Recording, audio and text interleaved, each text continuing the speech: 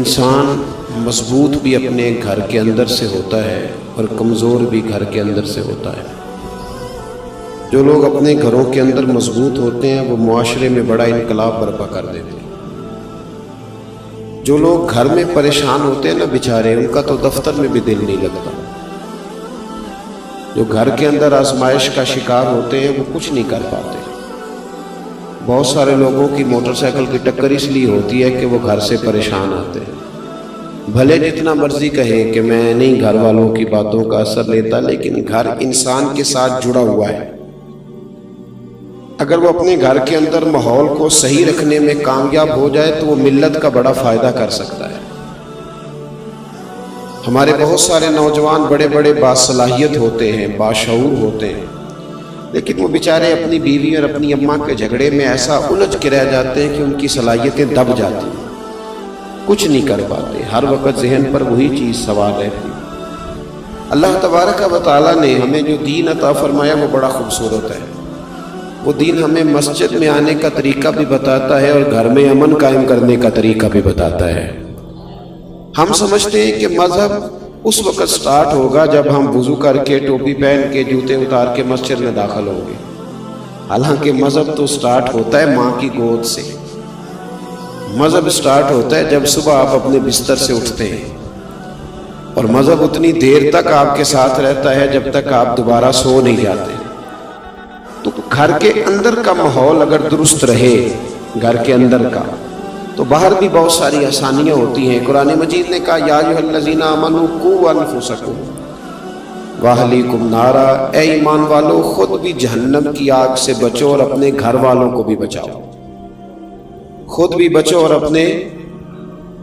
نیند آ رہی ہے ماشاءاللہ کافی سارے لوگوں کو۔ میں نیند سے اس لیے منع نہیں کرتا کہ نیند اللہ کی رحمت ہے، کئی لوگوں کو کئی گولیاں کھا کے بھی نہیں آتی، تو یہ اللہ کا فضل ہے، لیکن میری گزارش یہ ہے کہ گھر جا کے سوئیے گا، وہ ذرا زیادہ مؤثر رہے گا آپ کے لیے۔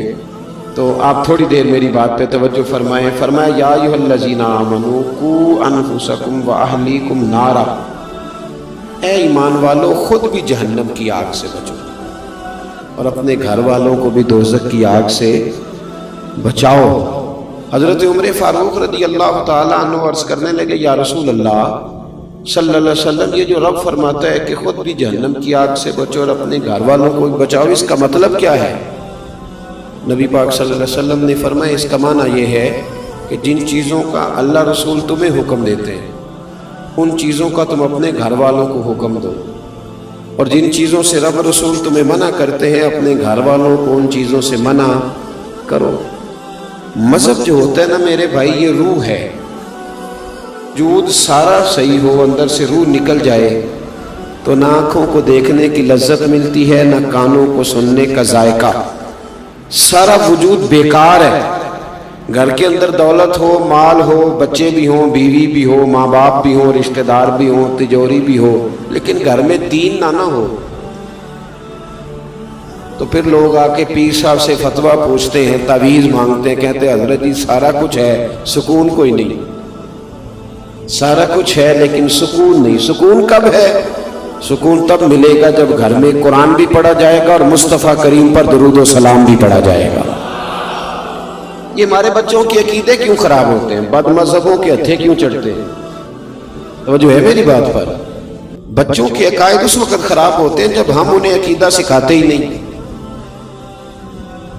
مولوی صاحب کی بات تو وہ اتنی سنے گا جتنی ہم سنتے ہیں، کیونکہ ہم نے بتایا ہوتا ہے کہ یہ مولوی صاحب ہیں، ان کو ہم 10,000 روپیہ ماہانہ تنخواہ دیتے ہیں، تو بچہ بھی سمجھتا ہے کہ چونکہ یہ 10,000 لیتا ہے تو 1 گھنٹہ اس نے جمعے والے دن بات کرنی ہے۔